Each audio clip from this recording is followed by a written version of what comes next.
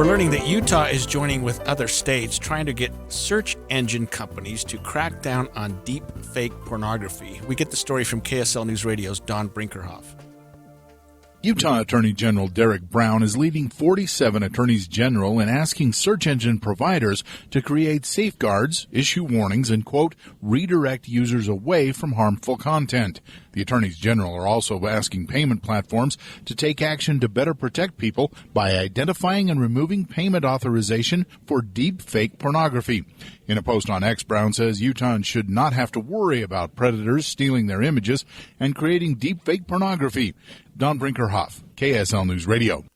So it's, we've talked about AI a lot. We've talked about some of these deep fakes as well previously on the show. But one of the things that is interesting in a sad and bad way to me is the growing problem of using people's real image, for example, and then using it to create AI pornography. So we know that Taylor Swift, for example, who's in the news right now, Right.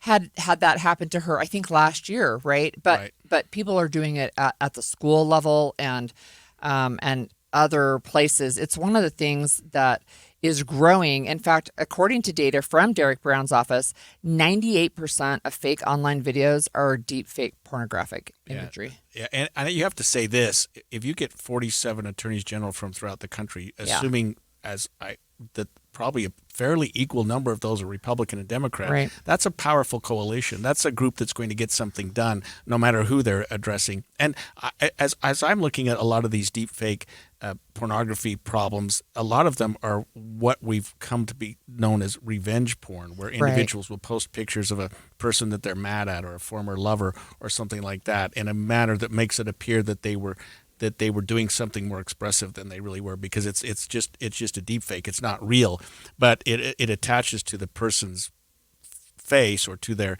personality or in a way that makes it appear that they in fact had created the image. And so we do have laws now in Utah that are designed to prevent that. That's right. Both federally and locally. Right. I was concerned about, how do you pass a law that makes this illegal? Because at what point is it not real? Is it just so unreal that it's not a problem? But the laws say, boy, if you're intending to embarrass someone, if you're intending to make it appear that what you're doing is causing some harm to another person, you can be precluded from doing that, and you can actually be prosecuted criminally now. So I know Utah has specific laws against AI-generated pornographic images, both for adults and for kids. And one of the things that Derek Brown, Attorney General Brown, is trying to do is, again, trying to get these search engine companies and payment platforms, but search engines to limit the ability for people to find this information. So, for example, if you try to search content related to suicide, for example, or terrorism, or how to build a bomb, like, you can block that kind of content. And so the search engines can. And so what his office is trying to do, and what these attorneys general across the country are trying to do, is say, look, we know you have the ability to do this. We want you to block searches like how to make deep fake pornography, or, quote, undress apps, or nudify apps, or deep fake porn, right? So they know that the capability is there, and they're asking these companies to take that step. Yeah, or think about this for young people: how can you commit suicide? How can you do something like exactly. that? I mean, I understand artificial intelligence has to be broad, and it has to be.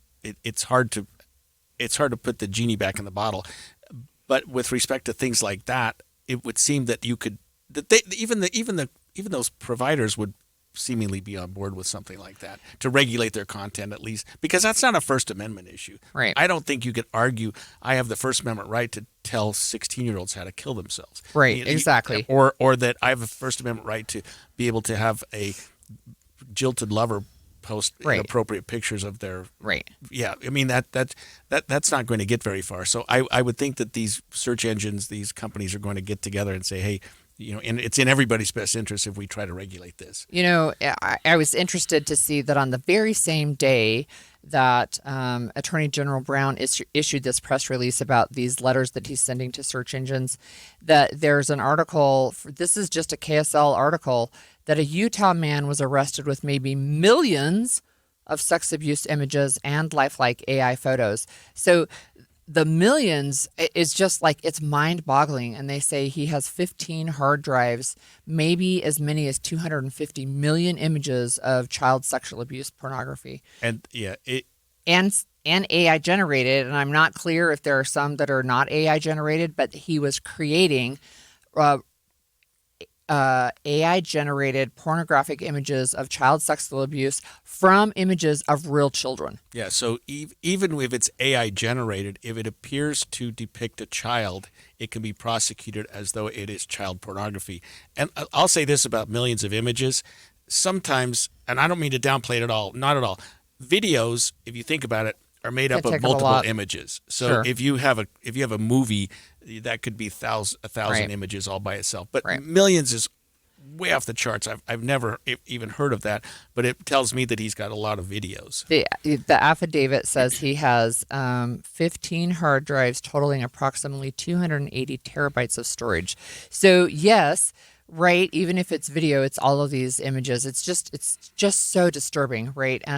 And when we've got somebody in Utah who's leading the way, like Derek Brown, saying, "Hey, look, we're going to do everything we can to crack down on this," I think that's a good thing.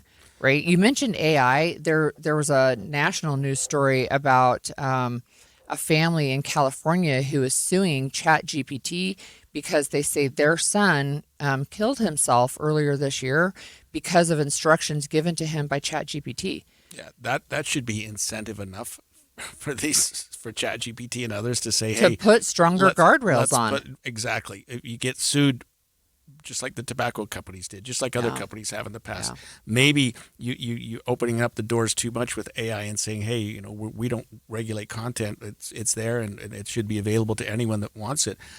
I don't know that that's always the case. I think there have to be some guardrails that, in this California case will be interesting to follow, because what they said was they printed out ChatGPT text messages or ongoing conversations with their son and ChatGPT. And again, it's AI, but this child was told by ChatGPT not to talk to his mom about suicidal ideation, give me a right? break, And how to actually be successful in killing himself. So I mean, that's exhibits 1 and 2 at the trial against That's right. ChatGPT. Yeah, that is right. Don't tell mom, and Don't here's tell here's mom, a and good here's way how to to do do it. this. Mhm. I mean, Yep. hello, what do you got? How does that even get on your site? Yeah, how does that even become available to your and users? ongoing, right? There was no red flag to say, "Hey, wait, this conversation's getting too dark," right? There was nothing like that. So we'll follow that too.